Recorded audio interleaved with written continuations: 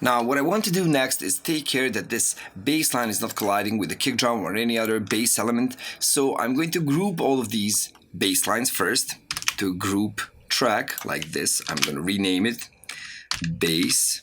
Okay, I could rename it by right-clicking, choosing rename, or just by using Control R. Now, the logical play of events right now is going to be to add some side chaining. Now, for me, that's going to be good enough. So I added a compressor to the bass group where all these basses are routed through. Yeah, so they all go through this compressor. And I'm going to choose the sidechain for this compressor to be the drum rack. And then inside that drum rack, I'm going to use the kick drum. Yeah, post mixer. So I can choose as a source for this compressor, not the entire drum rack with all the sounds coming out of it. I can choose that drum rack, the first drum rack where we have all the basic drums, not the percussions. Then I can choose just one of those, cells coming out. So if I added more cells, I have even more choice right here. But for each one, I can choose to listen to that cell with this sidechain before all the effects on that cell, if I have any, after all the effects, or post mixer, so after the fader, the mixer fader on that. So I'm just gonna do this post mixer, of course, and now I'm gonna filter out that sidechain of the kick drum. Maybe even not. Let's try without it first. So no attack, small release. I just want this sidechaining to be really short, really punchy.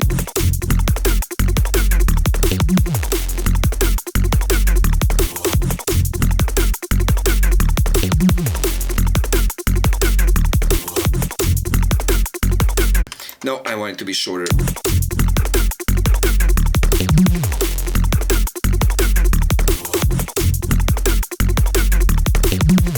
So you can hear the bass line stopping every time there is a kick drum. That you can see, that you can hear a kick drum. The bass lines stop.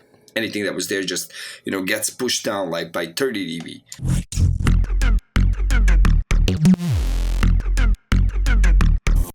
Nice, so that allows our kick drum to go through. Now what I want to do, I'm going to do the same thing for the snare. So I'm just going to duplicate this already set up compressor, and I'm just going to choose that same drum rack but a different sample. So I'm going to use that snare for the sidechain right here.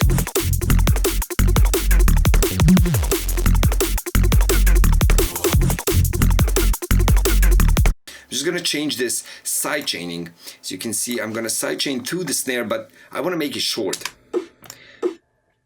So what I will do, I'll only use this low frequencies.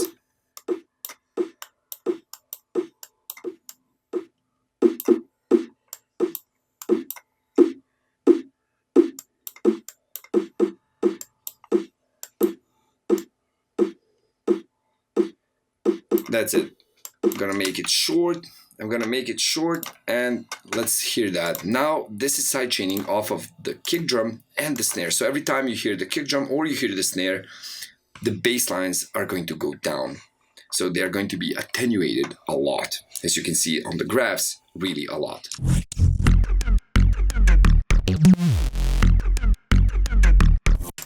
Now with the drums.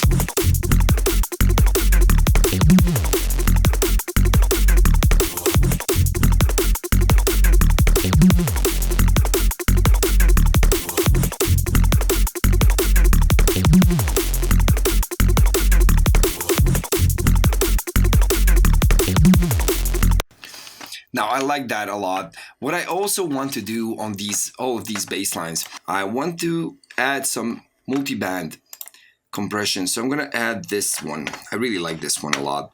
So let me check that out. So I have the low, mid, and high, so multi-band compression and upward compression. Of course, I have, you see the transfer curve, the input to the output. So this is the output, this is the input. So it goes in, comes out the same way until it gets to 0, and then it's limited. That's how it's set up in the beginning. So what I want to do is first make sure that on all of these basses, the sub is always the same strength. So let's see how that plays out.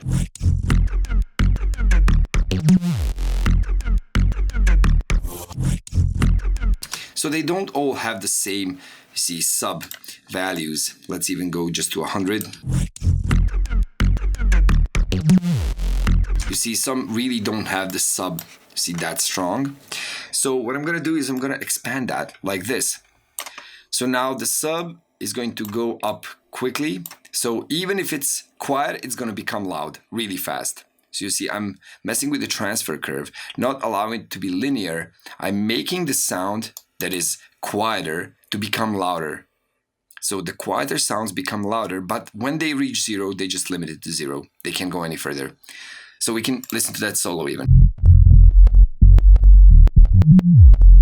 Now the clicking you hear is from all of that side chaining. Nice. Pull that volume down a tiny bit. Now they're basically all the same. Let's hear the mids. Okay, wanna limit that.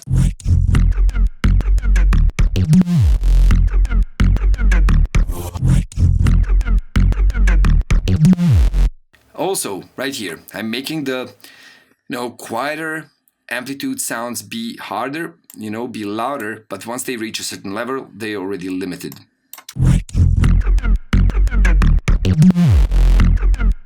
Nice, making them more even.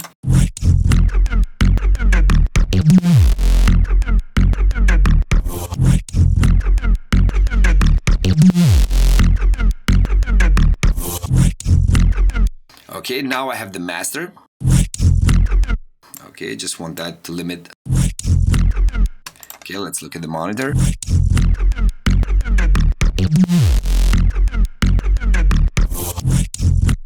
Let's hear that in the entire track.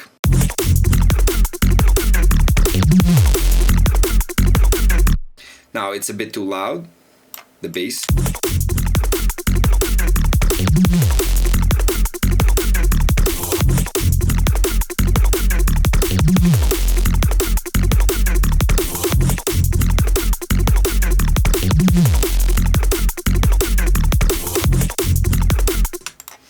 Okay, let's check this one out. I just want to make this bass better, just a tiny bit better.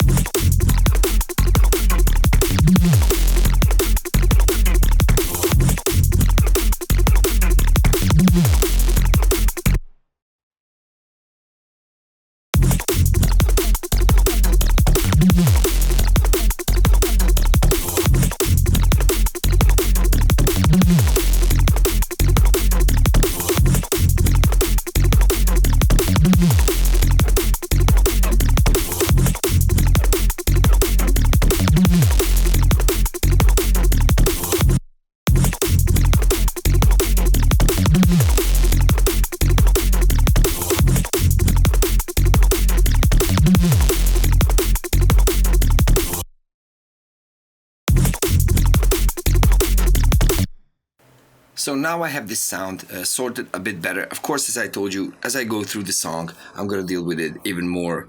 So I'm not a perfectionist at the, soul start at the beginning in actually, dealing with making the sound perfect. As I go along with the idea, I make it better and better and better. That's just my process. You could deal with this, bass line for hours until you get it right and then just, you're done with it.